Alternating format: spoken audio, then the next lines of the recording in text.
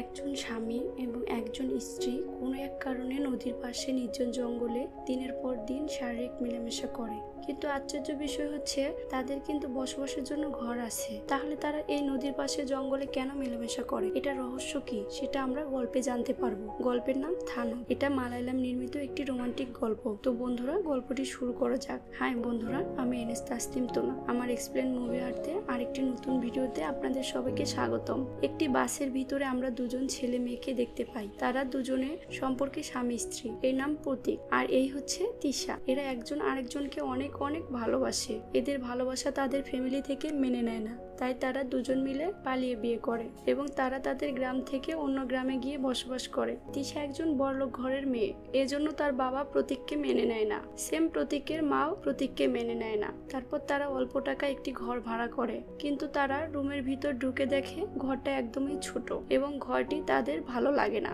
তারা পছন্দ করে না। রুমটা একদম মুরগির ঘরের মতো ছোট। মালিক তখন বলে, এই টাকায় এর থেকে আর ভালো ঘর হবে না। গ্রামে এটাকে তো 5 স্টার হোটেলের মতো মনে করে। প্রতীক আর তিশার কোনো রাস্তা না থাকায় এই ঘরটিকেই বেছে নেয়। বাড়িওয়ালা তখন তাদেরকে বলে, এই ঘরে আগে আরো একটা ভাড়াটিয়া ছিল, কিন্তু তারা 10 মাসের ভাড়া দিতে পারেনি, তাই আমি তাকে বাসা থেকে বের করে দিয়েছি। তাদের সব আসবাবপত্র রেখে তারা চলে যায়। এই ঘরে যা যা আসবাবপত্র আছে তোমরা চাইলে তা ইউজ করতে পারো, আর যেগুলো প্রয়োজন নাই সেগুলো তোমরা বাইরে ফেলে দিতে পারো। প্রতীক তখন বাসার মালিককে কিছু টাকা অ্যাডভান্স দিয়ে দেয়। তারপর বাসার মালিক ওখান থেকে চলে যাওয়ার সময় প্রতীক তাকে জিজ্ঞেস করে, কাকা, বাড়ির আশেপাশে কি কোথাও নদী আছে? মালিক বলে, হ্যাঁ, এখান থেকে কিছু দূরে একটি নদী আছে। তিশা আর প্রতীক রুমে এসে সব পরিষ্কার করছিল। এমন সময় প্রতীকের বন্ধু প্রতীককে কল করে। ওর নাম সন্তোষ। ও সিনেমাতে সরকারি ডিরেক্টর হিসেবে কাজ করে। ও তিশা আর প্রতীককে পালানোর জন্য সাহায্য করেছে এবং তাদের বিয়েতেও সহযোগিতা করেছে। ওদের আরো একজন বন্ধু আছে, ওর নাম সঞ্জয়। তিশা আর প্রতীক সঞ্জয়ের গ্রামে এসেছে। সঞ্জয় কি তোমাকে ফোন করেছিল? প্রতীক বলে, না, সে এখনো আমাকে ফোন করেনি। সেই রাতে বাসের ভিতরে বাসের ড্রাইভার, কন্ডাক্টর সহ সবাই মিলে একসাথে সেখানে ড্রিঙ্কস করতেছিল। ড্রিঙ্কস করার সময় তারা গ্রামের বিভিন্ন লোকের বিভিন্ন ঘটনা একে অপরের সাথে শেয়ার করে। আর বাসাটির সামনে হচ্ছে বাস স্টপ। প্রত্যেক দিন বাসটা এখানেই রাখা হয়। এদের রুমটা এখনো ঠিক হয়নি। তারা দুজন মিলে এখনো রুমটা গোছাচ্ছিল। ঠিক তখনই সঞ্জয় তাদের সাথে দেখা করতে আসে। সঞ্জয় প্রতীকের জন্য একটা কাজ ঠিক করে দেয়। তারা সঞ্জয়কে রুমের ভিতরে আসতে বলে। সঞ্জয় বলে, ধন্যবাদ, কিন্তু আজকে আমি আসবো না, আমি আরেকদিন বসবো। আমি শুধু এসেছি তোমাকে কাজের কথাটা বলার জন্য। তুমি আগামীকাল আমার সাথে কাজে যেও, আর তোমার যদি কখনো কিছু দরকার হয় তাহলে আমাকে কল দিও। তারপর সে সেখান থেকে চলে যায়। পরের দিন সকালবেলা তিশা একটা কুকুরকে বাইরে দেখতে গিয়ে প্রচন্ড কষ্ট পায়। তার বাসার কথা মনে পড়ে যায়, কারণ তার বাসায় আরেকটা কুকুর ছিল। আর প্রতীক তাকে সান্ত্বনা দেয়। মনে হয় তিশার সাথে কোনো একটা ভয়ানক ঘটনা ঘটেছিল, যার জন্য সে অনেকটা কষ্ট পাচ্ছে। এটা আমরা সিনেমার ভিতরেই জানতে পারবো। তারপর সঞ্জয় তাদের বাসায় আসে প্রতীককে কাজে নিয়ে যাওয়ার জন্য। আর প্রথম দিন এজন্য সঞ্জয় তাদের জন্য কিছু জিনিসপত্র নিয়ে আসে। তারপর প্রতীক রেডি হয়ে সঞ্জয়ের সাথে বাইরে আসে। সঞ্জয় প্রিন্টিং এর কাজ করে থাকে। সঞ্জয় তার মালিককে বলে প্রতীককেও সেই কাজটা দিয়ে দেয়। দুপুরবেলা তিশা প্রতীককে কল করে, আমি একটা হোটেলে এসেছি, খাবার কি তোমার জন্য নিয়ে আসবো? প্রতীক বলে, আমার দরকার নেই, তুমি খাবার কিনে গিয়ে বাসায় খাও, আমি আর সঞ্জয় এখানে খাবো, তুমি আমার জন্য ওয়েট করো না। তারপর সঞ্জয় একটা সিগারেট লাগিয়ে খায় এবং প্রতীককে বলে, এটা কি খাবে? কিন্তু প্রতীক বলে, আমি তো সিগারেট খাওয়া ছেড়ে দিয়েছি দোস্ত। আমি যখন সিনেমাতে কাজ করেছি তখন থেকে আমি সিগারেট খাওয়া বন্ধ করে দিয়েছি। সঞ্জয় তখন তাকে বলে, তুমি সিনেমাতে কাজ করেছো, এটা তো ভালো কাজ, তাহলে তুমি এটা ছেড়ে দিয়েছো কেন? আমার জীবনে অনেক বড় ধরনের একটা দুর্ঘটনা হয়ে গেছে, সেজন্য আমাকে আমার চাকরিটা ছেড়ে দিতে হয়েছে, এমনকি আমার দায়িত্বটা অনেক বেড়ে গেছে। তারপর প্রতীক সঞ্জয়কে জিজ্ঞায়, নদীটা কোথায়? সঞ্জয় তখন বলে, তোমাদের ঘরের পিছনে 2-4 মিনিট হাঁটলেই তুমি নদীটা দেখতে পারবে। সঞ্জয় প্রতীককে তার বাইকে করে নেমে দিয়ে আসে। প্রতীক তখন বাসায় না গিয়ে নদীটা খুঁজতে থাকে। তারপর সে জঙ্গলে ঢুকে পড়ে। কিছুক্ষণ জঙ্গলে হাঁটার পর সে নদীটা দেখতে পায়। নদীটা দেখে সে অনেক খুশি হয়ে যায়। তখন সে একটা লোককে মাছ ধরতে দেখে এবং সে লোকটিকে জিজ্ঞায়, এই নদী কি গভীরতা অনেক বেশি না কম? লোকটি তখন তাকে বলে, হ্যাঁ, এই নদীর গভীরতা অনেক বেশি, কম না। প্রতীক তখন কিছু একটা জায়গা খুঁজছিল যেখানে নদীর পানি কম থাকবে। তারপর তার মনের মতো একটা জায়গা সে দেখতে পায়। তারপর সে বাসায় চলে আসে।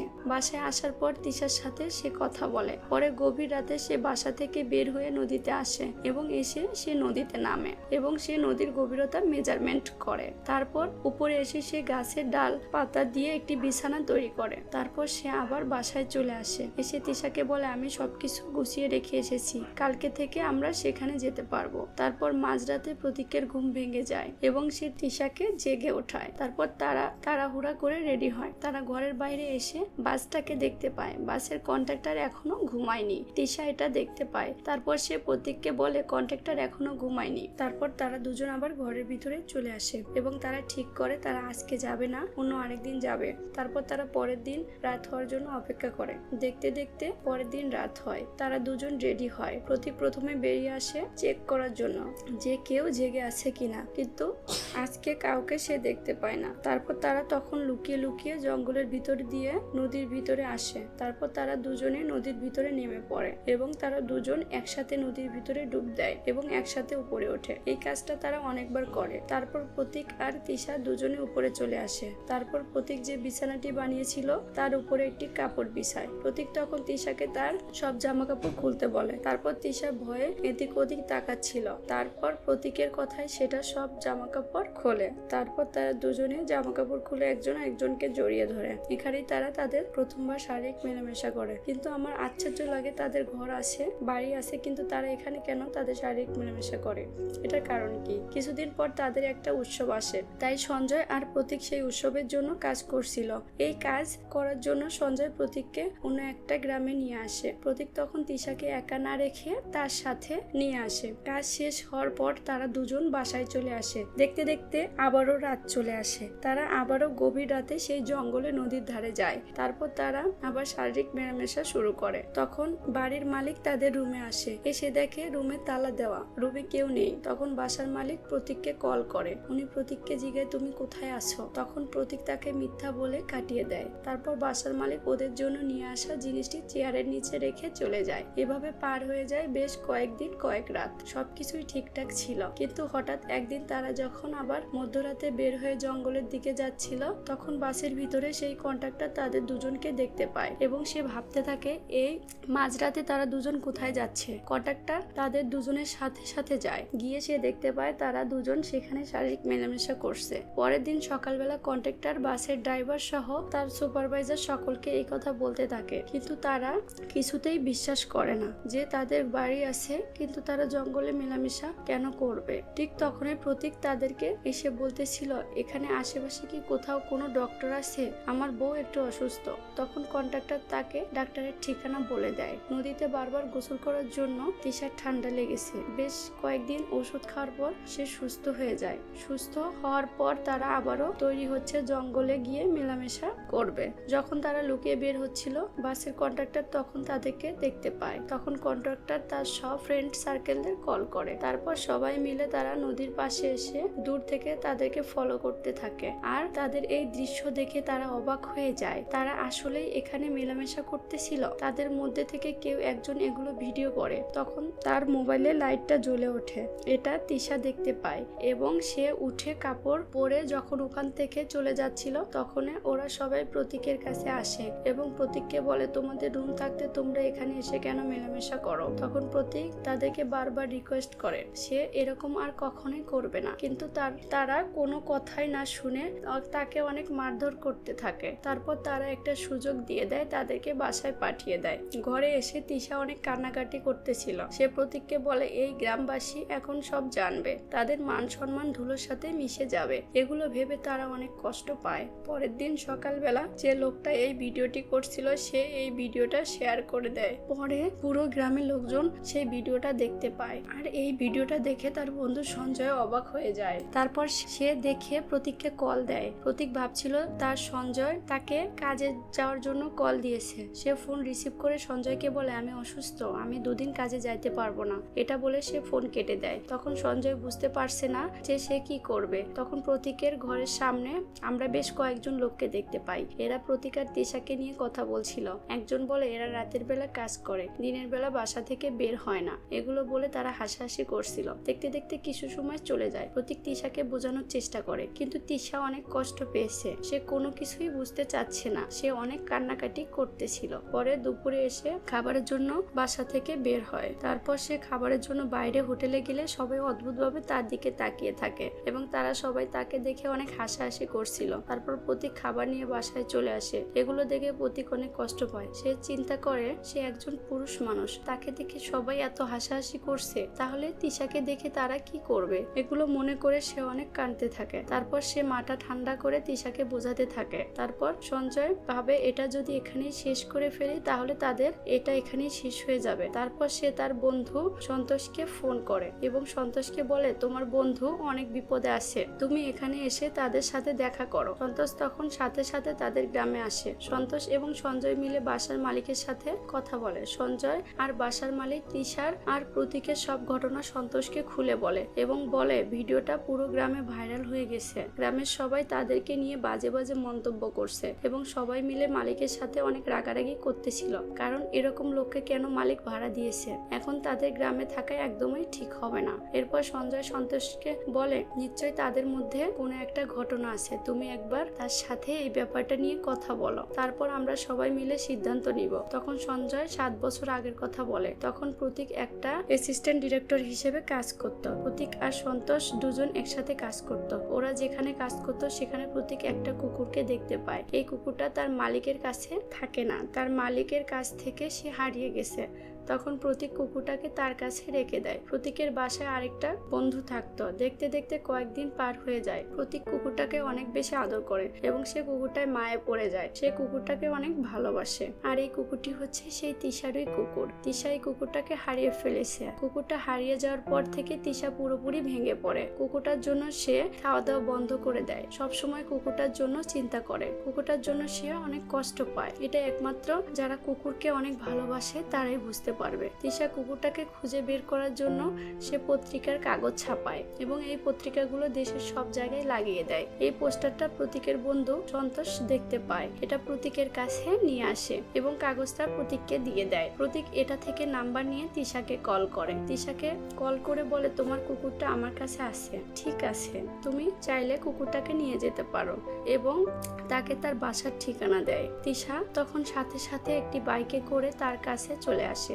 বাসায় গিয়ে সে তার কুকুরটাকে দেখতে পায়। সে কুকুরটাকে দেখে অনেক কান্না করতে থাকে এবং অনেক খুশি হয়। কুকুরটাও তাকে দেখে তার কাছে দৌড়ে চলে আসে। প্রতীক তাকে খুশি মনে তার কুকুরটাকে দিয়ে দেয়। প্রতীকের অনেক ভালো মন মানসিকতা দেখে তিশার অনেক ভালো লাগে। তখন তিশা প্রতীকের সাথে ফ্রেন্ডশিপ করে। মাঝে মাঝে তারা এই কুকুরটিকে নিয়ে একজন আরেকজনের সাথে দেখা করে। তারপর তারা ঘুরতে ঘুরতে একজন একজনের প্রেমে পড়ে যায়। তখন তিশা প্রতীককে বলে আমার বয়স যখন 12 ছিল তখন আমার মা মারা যায়। তখন আমার বাবা আরেকটা বিয়ে করে। আর আমার বাবা ব্যবসা অনেক পছন্দ করে আর ব্যবসার জন্য সব সময় তাকে দেশের বাইরে থাকতে হয়। এজন্য আমাকে আমার চাচার বাসায় রেখে সে চলে যায়। আমি আমার চাচার বাসায় লেখাপড়া করি। তো একদিন তিশা তার বাবাকে প্রতীকের সম্পর্কে সবকিছু বলে যে আমি প্রতীককে অনেক ভালোবাসি আর আমি যদি বিয়ে করি তাহলে আমি ওকেই বিয়ে করব। তখন তিশার বাবা ডাইরেক্ট তিশাকে না করে দেয়, কারণ প্রতীক অনেক গরিব এবং বেকার। তারপর তিশার বাবা তিশাকে না জানিয়ে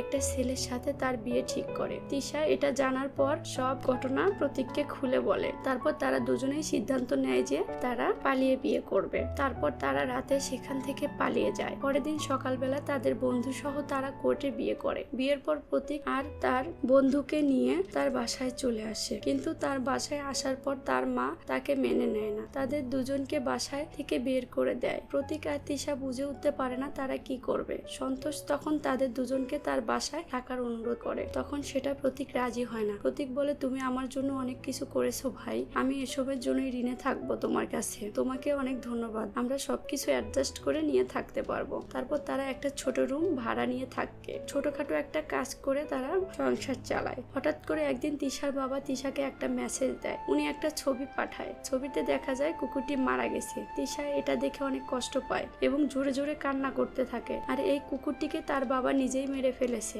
এবং সে তিশাকে মেসেজ করে, তুমি যদি আমার সামনে কখনো আসো তাহলে আমি এই কুকুরটির মতো তোমাকেও মেরে ফেলবো। দেখতে দেখতে বেশ কয়েক মাস চলে যায়। তারা ভাবে তারা একটা বাচ্চা নেবে, তারপর অনেক চেষ্টা করে তারা একটা সন্তান নেবে, কিন্তু সব সময় তারা ব্যর্থ হয়। তারপর তারা ডক্টর চেক করে, অনেকবার ডক্টর চেক করার পরও তাদের কোনো বাচ্চা হয় না। একটা সন্তানের জন্য তারা দিনের পর দিন কষ্ট পেয়ে যাচ্ছে। তারপর বেশ কিছুদিন পর প্রতীকের বাবা প্রতীকের সাথে দেখা করতে আসে, এসে বলে তোমরা একটা বাচ্চা নাও। সন্তানের মুখ দেখে যদি তোমার বাবা তোমাকে মেনে নেয়। তারপর অনেকদিন পার হয়ে যায়। তিশা বাচ্চার জন্য অনেক ভেঙে পড়ে। তারপর প্রতীক তার বাবাকে সব ঘটনা খুলে বলে। তখন তার বাবা একটি কবিরাজের ঠিকানা দেয়। প্রতীক তখন তিশাকে নিয়ে তার কাছে চলে আসে। কবিরাজ ডাক্তার তখন তাদের দুজনকে চেক আপ করে। ডক্টর তাদেরকে বলে তোমরা শহরে থাকো, এখানে থাকার জন্য অতিরিক্ত চিন্তা করার জন্য তোমরা সন্তান জন্ম দেওয়ার ক্ষমতা হারিয়ে ফেলেছ।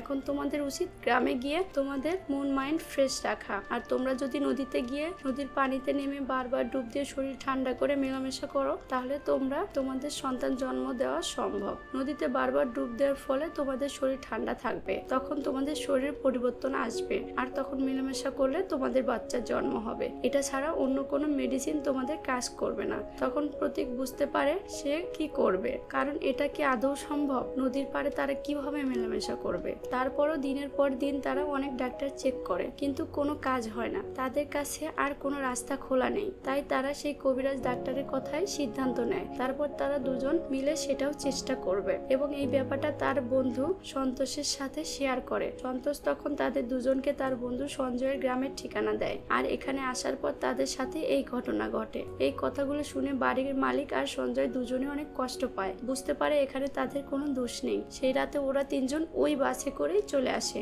এবং এসব কথা ওই বাসের কন্ট্রাক্টর, ড্রাইভার, সুপারভাইজার এবং যারা ভিডিও করেছিল তাদের সবাইকে বলেন। সেই কথাগুলো শুনে তারা সবাই অনেক কষ্ট পায়। তারা সবাই তাদের ভুল বুঝতে পারে। তারপর তারা পুরো গ্রামের লোককে কল করে এবং সবাইকে অনুরোধ করে যাদের কাছে এই ভিডিওটা আছে তারা যাতে ডিলিট করে দেয়। এরপর তারা সবাই প্রতীকের বাড়িতে চলে আসে তাদেরকে বোঝানোর জন্য, কিন্তু তারা এসে দেখে তাদের বাসায় তারা নেই। তারা দরজায় তালা লাগিয়ে কোথায় চলে গেছে। তখন তারা প্রতীককে ফোন করে, কিন্তু তারা ফোনে পায় না। তারা সব জায়গায় তাদেরকে খুঁজে বেড়ায়। পরের দিন সকালবেলা সঞ্জয় সন্তোষকে অবাক করা একটা নিউজ দেয়, আর সেই নিউজটা হচ্ছে নদীর পাড়ে দুটো লাশ পাওয়া গেছে। আর এই লাশ দুটো হচ্ছে তিশা আর প্রতীকের লাশ। তারা দুজন দুজনের হাত একসাথে বেঁধে নদীতে ঝাঁপ দিয়েছে, কারণ তারা এই বদনামটি মেনে নিতে পারেনি। সন্তোষ তিশা আর প্রতীককে দেখে অনেক কান্নাকাটি করতে থাকে। আর এখানে আমরা দুজনকে দেখতে পাই যারা এই ভিডিওটি শেয়ার করেছিল তারাও অনেক কষ্ট পায়। তারা বুঝতে পারে তাদের জন্য দুটো প্রাণ চলে গেছে। পরের দিন তিশা